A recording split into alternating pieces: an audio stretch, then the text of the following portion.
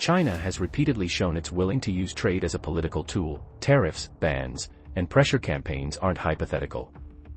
Canada has already lived through that. So the question isn't, can trade resume? It's, what happens when political disagreement returns? Because it will. Third, there's the illusion of control.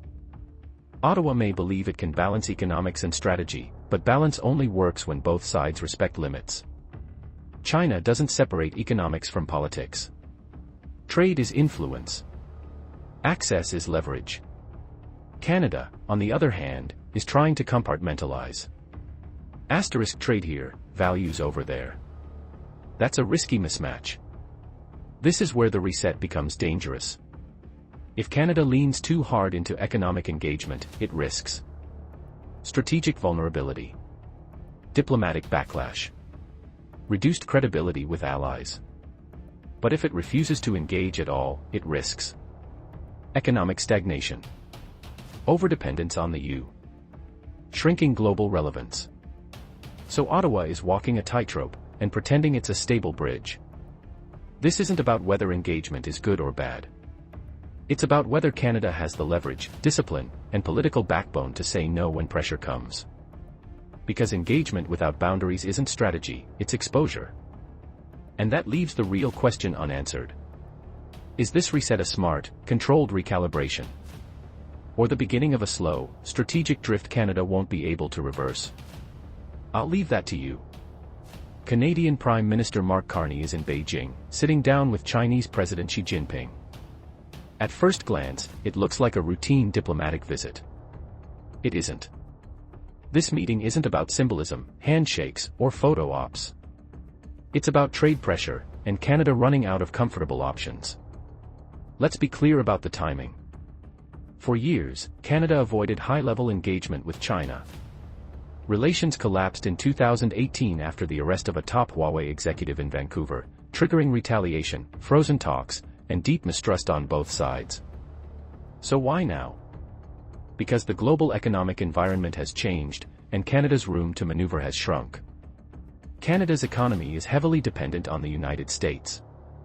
The US is not just Canada's biggest customer, it's the backbone of Canadian exports. That dependency used to feel safe. It doesn't anymore. Trade uncertainty, protectionist policies, supply chain disruptions, and political unpredictability have made over-reliance on a single partner a strategic risk. Ottawa knows this. That's why trade is at the center of Carney's Beijing visit. Let's be clear about one thing. This reset between Canada and China is not low-risk diplomacy. It's a calculated gamble. Trade talks don't magically erase security concerns. They don't undo years of espionage accusations, cyber concerns, or political interference fears. Those problems are still there, untouched. Canada may want economic relief and diversification, but warming ties with China comes at a cost that Ottawa can't fully control. First, there's the ally problem. Canada isn't acting in a vacuum. It's part of the G7, tied deeply to EU and Western security frameworks. If Ottawa moves too fast, or looks too eager, it risks pressure from allies who see China not as a trade partner, but as a strategic rival. And allies don't stay quiet when trust lines are crossed. Second, there's the trust asymmetry. Canada wants market access. China wants leverage. Those goals are not equal. That's the logic here. Of course, this strategy comes with risk. China has used trade as a political weapon before, including against Canada itself. Ottawa knows that. But from Canada's perspective, doing nothing is riskier. Staying locked into a single market in a world of sanctions, trade wars, and geopolitical shocks is no longer sustainable. So this visit is about insurance. Not trust. Not friendship. Not choosing Beijing over Washington. It's about making sure Canada isn't crushed when global fault lines shift again, because they will. Canada isn't switching teams. It's making sure it has more than one door open. China is positioning itself as a reasonable actor, calm, patient, open to dialogue, while the EU appears increasingly aggressive and transactional. In global optics, that contrast matters. Beijing knows image doesn't replace power, but it amplifies it. So when Canada comes to Beijing for talks, China doesn't see weakness. It sees opportunity. Not friendship. Not forgiveness over 2018. Not trust. Just leverage. China is re-engaging because the world is fragmenting, and in fragmented systems, every reopened channel is a strategic asset. This meeting isn't about fixing the past. It's about positioning for the future. Here's the unfiltered reality of Canada's move.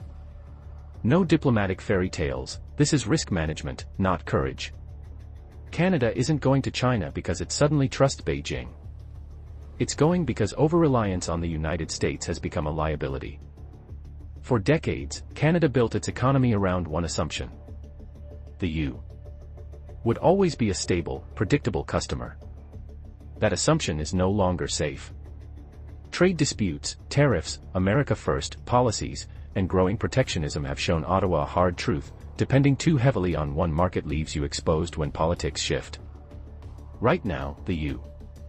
buys roughly 3/4 of Canada's exports. That level of concentration isn't strength, it's fragility. So Canada is hedging. The China trip isn't about alignment or ideological closeness. It's about economic diversification. Ottawa wants options. China represents a massive consumer market, deep capital pools, and supply chain leverage that Canada can't ignore, even if relations have been toxic in the past. By reopening dialogue, Canada isn't picking China over the U.S.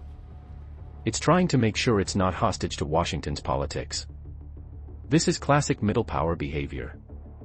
When great powers clash, smart mid-sized economies don't choose sides blindly, they spread risk. That's exactly what Ottawa is doing. Canadian officials are careful with their language for a reason. They frame the visit as economic opportunity, not strategic partnership. Why? Because this move is defensive, not ambitious. Canada wants broader export destinations, more leverage in future U.S. negotiations, supply chain flexibility in a fragmented global economy. If you only have one buyer, you negotiate from weakness. If you have alternatives, you negotiate from position. From that point on, Canada-China relations stopped being strategic and became reactive. Every move was interpreted through suspicion. Every statement was read as hostile. Every attempt at engagement failed to go anywhere meaningful. For years, there were no serious efforts to reset the relationship, only damage containment. Canada leaned further toward the U.S. and its allies. China looked elsewhere, strengthening ties across Asia, Africa, and the global south. Both sides adjusted, but neither benefited.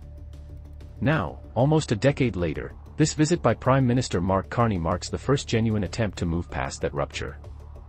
Let's be clear. This is not reconciliation. This is not renewed friendship. And it is definitely not trust restored. This is damage control. Both sides know the old approach failed. Canada understands that complete economic dependence on the U.S. leaves it exposed, especially as global trade becomes more fragmented and politicized. China knows that keeping channels closed with a G7 economy limits its global leverage. So this meeting isn't about resolving the past. It's about managing the consequences of it. The wounds from 2018 are still open. The arrests, the diplomatic standoff, the public rhetoric, none of that has been forgotten. What has changed is the cost of staying frozen. Canada wants room to maneuver in a world where alliances are harder and markets are more divided. China wants stability, predictability, and access, not confrontation for its own sake. This visit signals a shift from hostility to controlled engagement. Not warmth. Not trust. Just pragmatism. The message from both sides is simple. Ignoring each other no longer works. Whether this leads to real cooperation or just temporary easing remains unclear. But one thing is certain, this meeting exists because the past decade proved that permanent damage benefits no one. Call it what it is. An attempt to stop the bleeding, not to heal the wound. It's doing it because global pressure is tightening, and Beijing needs options. Over the past few years, China has faced sustained pushback from Western nations, trade restrictions, technology bans, supply chain diversification, and diplomatic isolation efforts led largely by the United States. That pressure hasn't broken China, but it has reshaped its priorities. Beijing now understands that being seen as confrontational with every Western economy is strategically expensive. So instead of fighting everyone at once, China is choosing selective engagement. Canada fits that strategy perfectly. Why? Because Canada is a G7 country, deeply integrated into Western political and economic systems, but not a direct military rival like the U.S. If China can restore working relations with Ottawa, it sends a clear signal to the world. Beijing is not isolated, and Western unity is not absolute. That matters. A single G7 partner reopening serious dialogue weakens the narrative that China is diplomatically cornered. It creates cracks, small ones, but visible. From China's perspective, engaging Canada is low risk and high reward. Canada doesn't set U.S. foreign policy. Canada doesn't lead NATO strategy. But Canada's participation gives legitimacy. It allows Beijing to say, we can still do business with advanced Western economies. There's also the trade angle. China wants stable, predictable trade partners as global markets fragment. Canada offers resources, agriculture, energy, and technology access, areas China still needs. At the same time, engaging Canada helps Beijing show flexibility without making concessions to Washington directly. This is indirect diplomacy. China doesn't have to bend to U.S. pressure, it can sidestep it by improving ties elsewhere. And there's another layer most people miss. It's a probe. A calculation.